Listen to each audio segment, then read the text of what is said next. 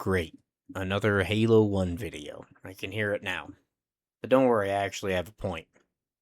Now, Halo 1 was released in 2001 alongside the launch of the original Xbox. And it wasn't just a good game, it fundamentally changed how we see shooting games on consoles forever.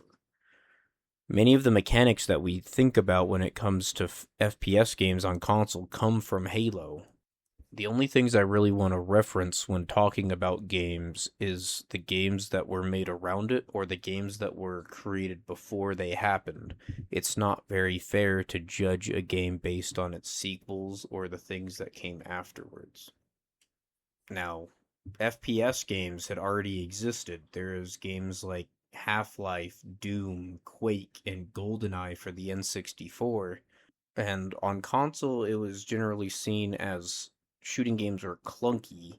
Like GoldenEye actually worked on tank controls because you only had one thumbstick. Granted, you did have the 2.1x aiming style where you use two controllers simultaneously, and that shit's awesome. Don't get me wrong, but it wasn't the way that the game was originally designed to be played. Now, the controls for most games felt pretty awkward. Like, most games you were rocking around on 3D roller skates, and your movement didn't have very much weight to it. Things like the Build engine and the Doom engine come to mind when it comes to this. Halo actually makes you feel like a super soldier, like your actions have weight, and it doesn't feel like you're piloting a person that doesn't weigh anything. Master Chief has believable jump arcs, and he can even flip tanks. And the guns that he wields don't really have recoil. Now, their bullets might not be on target 100% of the time after you shoot them a whole lot, but we like to blame the gun instead of Master Chief for that. Halo also introduced a very generous aim assistance method within the game called bullet magnetism. Now, the game's title is called Combat Evolved, and it wasn't actually just for marketing. It actually featured truly evolved combat when compared to the games before it. Most other games, you could carry an entire arsenal of weapons on you. You could switch from your pistol to the assault rifle to the grenade launcher to the rocket launcher back to your melee weapon without worrying about anything. Halo introduced a rule where you could only carry two weapons, and you had to be mindful of your ammo and your resources as you go throughout a level. The game didn't actually have that many weapons, but none of the weapons actually felt redundant. The plasma pistol, the assault rifle, the shotgun, the pistol, the sniper rifle, the rocket launcher, they all filled unique and meaningful roles within the game's world. And as a bonus, they also felt fun to shoot and interesting to use. And what would interesting weapons be without interesting opponents to attack? Now, the combat intelligence within Halo is very strong. The Covenant weren't just targets standing in rooms waiting to die. Each of the alien races within the Covenant had different behavioral patterns, like grunts would flee and freak out when you kill their leader, or elites would dodge your grenades, they would jump out of the way, and they would seek cover. Especially for 2001, the enemies would actually react dynamically to what was happening on the battlefield and how you were interacting with them. And especially for its time, it felt like you were fighting intelligent opponents instead of fighting simply scripted obstacles. And even today, the enemy encounters are surprisingly engaging, and not a whole lot of games actually give us interesting enemy encounters to deal with. Now, before Halo came out, most shooters were built with a completely open world level design philosophy where, based on where you explore and what secrets you pick up and the items that you pick up, is which enemies spawn in and what the combat encounters look like.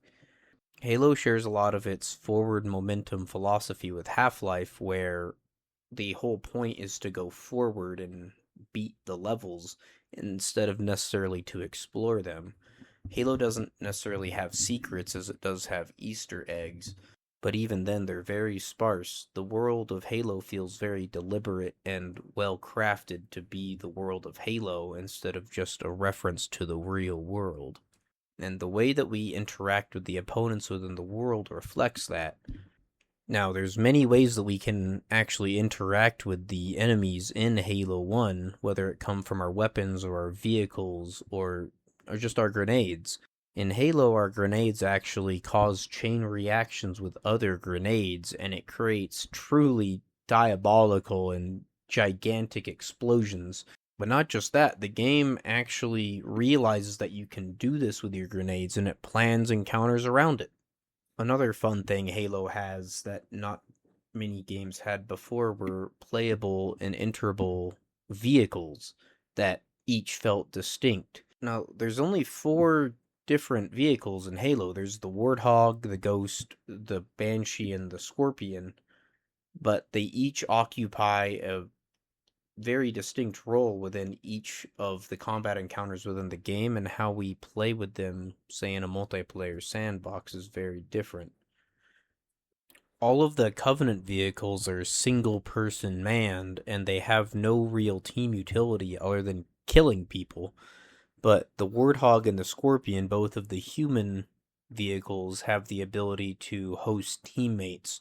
And there's things like Capture the Flag, where you can ride in a vehicle in order to capture your flag.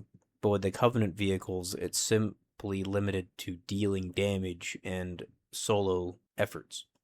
The Ghost and the Banshee actually had health bars, and you could blow them up without killing the driver inside.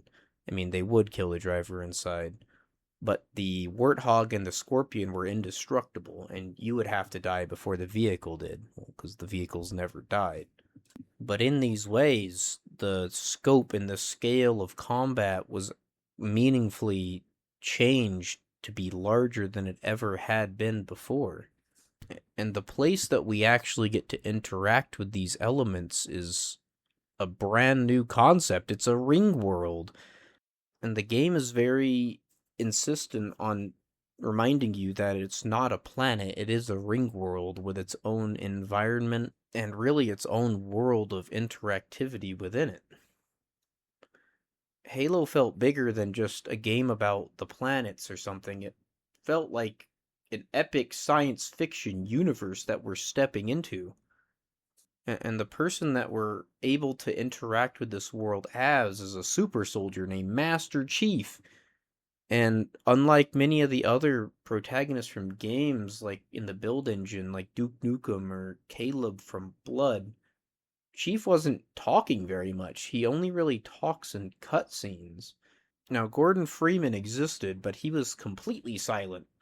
But Chief has a personality, and he says things, and he thinks things, and he does interesting things within the world, but it's never taken out of the player's hands. Now, this allowed the players to project themselves onto Master Chief while still viewing him as a separate entity and as a legendary soldier. Also, his design is fucking sick. His green armor is iconic and emblematic of the era of gaming that it was introduced in. Halo's legacy wasn't necessarily about its multiplayer balanced sandbox, but it was mostly about its single-player campaign.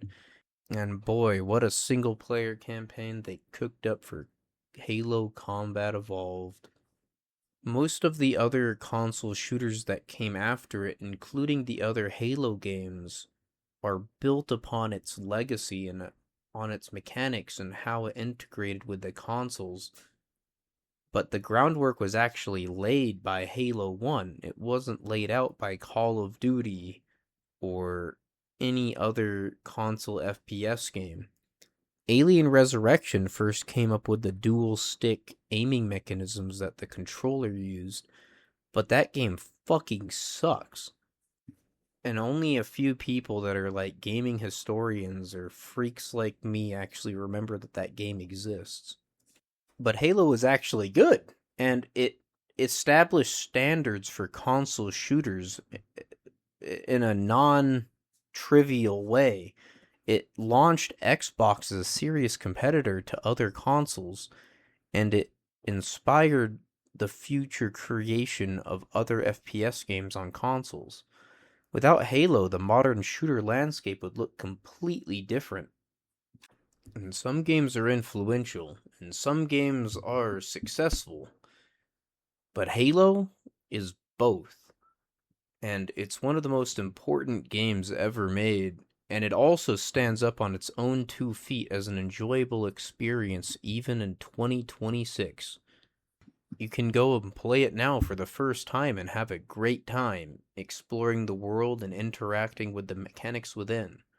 It's truly incredible. So, regarding the game that it is and the world that it was around and everything around it, it's pretty close to what a perfect game can be.